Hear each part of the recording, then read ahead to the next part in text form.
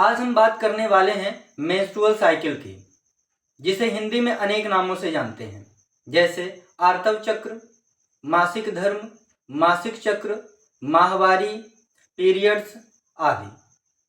मासिक चक्र किसी भी महिला के गर्भाशय और ओवरी में होने वाला वह घटनाक्रम होता है जिसमें वह महिला गर्भ धारण के योग्य हो पाती है। जब कोई लड़की 11-12 वर्ष की उम्र में पहुंच जाती है, अर्थात प्यूबर्टी की उम्र में प्रवेश कर जाती है, तब उसमें मासिक चक्र की शुरुआत होती है। और यह मासिक चक्र हर महीने चलने वाली प्रक्रिया है, जो कि औसतन 28 दिनों की होती है। किसी महिला में 26 दिन की भी यह साइकिल हो सकती है, किसी महिला में 30, 32 अथवा 34 दिनों की भी यह साइकिल हो सकती है। मासिक चक्र के दौरान प्रकृति हर महीने उस लड़की को गर्भ धारण करने अथवा मां बनने का अवसर देती है। किसी भी महिला के जीवन का वह प्रथम दिन जब मासिक चक्र की शुरुआत होती है, रजोदर्शन यानी मेनार्क कहा जाता है, और यह सतत चलने वाली प्रक्रिया रजोधर्म कही जाती है। और महिला के जीवन का वह आखिरी दिन जब मासिक चक्र का समापन होता है, तो रजोनिवृत्त यानी मेनोपॉज कहा जाता है। यानी मासिक धर्म महिलाओं में 11-12 वर्ष की उम्र से शुरू होता है और 45 से 50 वर्ष की उम्र तक चलता है। अर्थात 11-12 वर्ष के पहले कोई लड़की मां नहीं बन सकती है, और वह लड़की 45 से 50 वर्ष की उम्र के बाद भी मां नहीं बन सकती है, क्योंकि मासिक चक्र के दौरान ही गर्भधारण हो सकता है। न तो उसके पहले गर्भधारण होगा, न तो उसके बाद गर्भधारण होगा। आइए डायग्राम की मदद से इसको समझते हैं। मासिक चक्र को समझने के लिए महिला के जनन तंत्र को समझना जरूरी है। आपके सामने ये महिला दिख रही है, और महिला के इस क्षेत्र में देखिए जनन तंत्र हमें दिख रहा है, यानी ये फीमेल रिप्रोडक्टिव सिस्टम है, मादा जनन तंत्र है, जिसको हमने जूम करके यहाँ दिखाया है। अब महिला के जनन तंत्र की अगर हम बात करें, तो महिलाओं में प्राथमिक जनन अंग यानी जनन तंत्र का मुख्य भाग अंडाशय यानी ओवरी कहा जाता है। इस डायग्राम में ये संरचना जो आपको दिख रही है यहाँ और यहाँ, इसे ही ओवरी कहा जाता है। हिंदी में इसे अंडाशय बोलते हैं।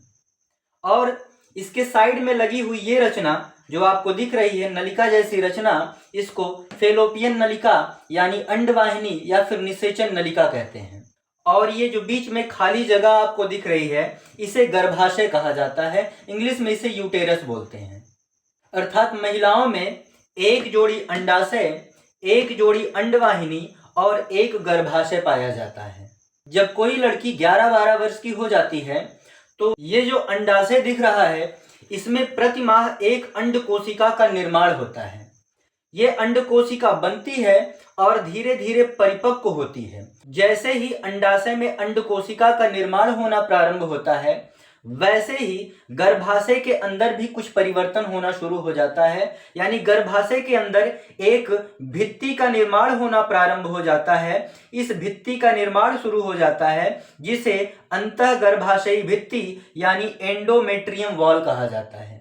गर्भाशय और अंडाशय में होने वाले परिवर्तनों का घटनाक्रम ही मासिक चक्र कहा जाता है। 11-12 वर्ष की उम्र के पहले लड़कियों में ये एंडोमेट्रियम वॉल नहीं बनी होती है, यानी इस दीवार का निर्माण नहीं हुआ रहता है। जब मासिक चक्र की शुरुआत होती है, मीन्स अंड कोशिका का परिपक्वन यहाँ शुरू होता है, वैसे ही इस दीवार का निर्माण भी यहाँ शुरू हो जाता है। यानी दोनों घटनाएं पैरेलल चला करती हैं।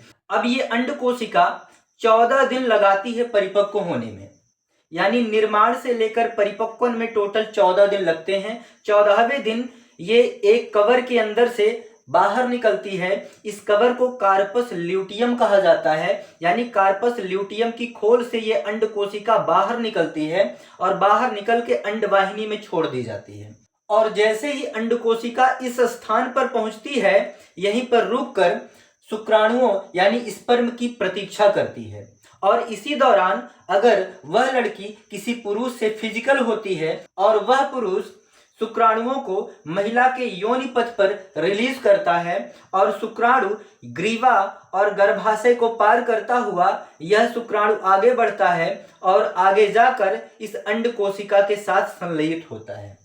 यानी यह अंड कोशिका शुक्राणु की प्रतीक्षा यहाँ पर कर रही होती है और लगभग 2 दिनों तक यह प्रतीक्षा करती है। किसका? शुक्राणु का। और इसी दौरान अगर शुक्राणु आ गया तो दोनों मीट कर जाते हैं, यानी दोनों एकाकार हो जाते हैं।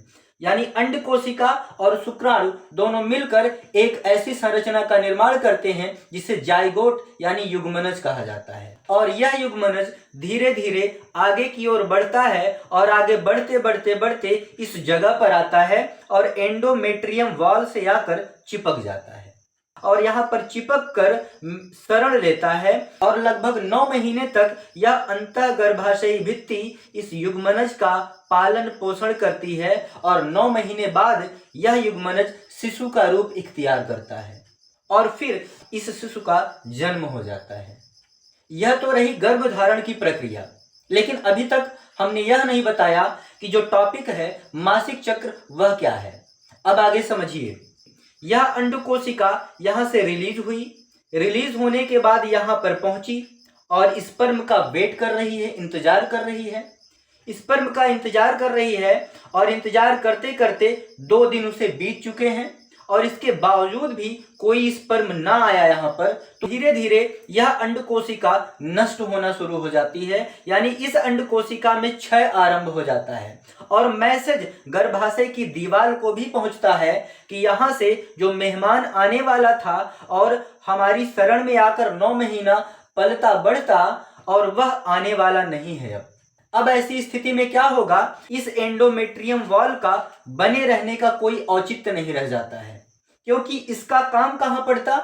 जब युग्मनज का इम्प्लांटेशन होता तभी इस एंडोमेट्रियम वॉल का काम पड़ता, लेकिन युग्मनज तो आया नहीं, निषेचन क्रिया हुई नहीं, अंड कोशिका यहाँ नष्ट हो रही है, तो एंडोमेट्रियम वॉल भी धीरे धीरे डिग्रेड हो जाती है, यानी नष्ट होनी शुरू हो जाती है। जो ये अंड कोशिका नष्ट हो रही है वो धीरे धीरे आगे बढ़ती है, आगे बढ़ते बढ़ते यहाँ आती है। अब चूंकि ये जो वॉल होती है, ये जो दीवार है, झिल्ली है, इसके अंदर पूरी तरह से रक्त भरा होता है, यानी रक्त से भरी हुई यह एक झिल्ली होती है जो कि पूरी तरह से स्पंजी होती है।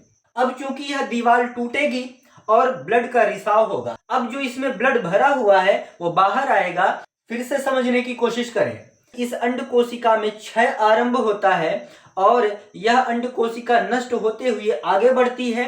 जैसे जैसे यह नष्ट होकर आगे बढ़ती है वैसे इस दीवार में भी क्षय आरंभ होता है।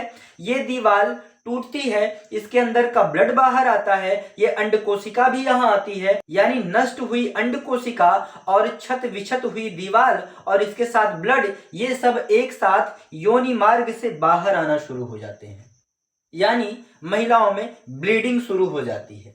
अब इस ब्लीडिंग को ही लोग पीरियड्स यानी माहवारी नाम से जानते हैं और यह ब्लीडिंग लगभग 3 से 5 दिनों तक होती रहती है।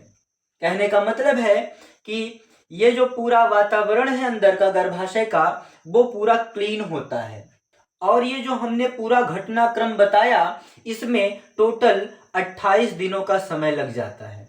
14 दिन यहाँ लगे, 2 दिन यहाँ लगा, 14 2 16 दिन, बाकी बचे हुए जो दिन हैं वो ले जाते हैं अंड कोशिका के नष्ट होने में और इस पूरे वातावरण को साफ होने में। यानी 16 से लेकर 28 दिनों का जो सफर होता है वो अंड कोशिका और एंडोमेट्रियम वॉल के टूटने और योनि मार्ग से बाहर निकलने में लगता है। अब इधर ब्लीडिंग की घटना हो रही है, साथ ही साथ इस अंडाशय में भी एक घटना की फिर से शुरुआत हो जाती है, यानी अंडाशय के अंदर अगली अंड कोशिका का निर्माण फिर से प्रारंभ हो जाता है, फिर से अगली साइकिल शुरू होती है। यानी ये 28 दिनों का चक्र महिलाओं में प्रति माह चलता रहता है। आई होप आपको बात समझ में आई होगी।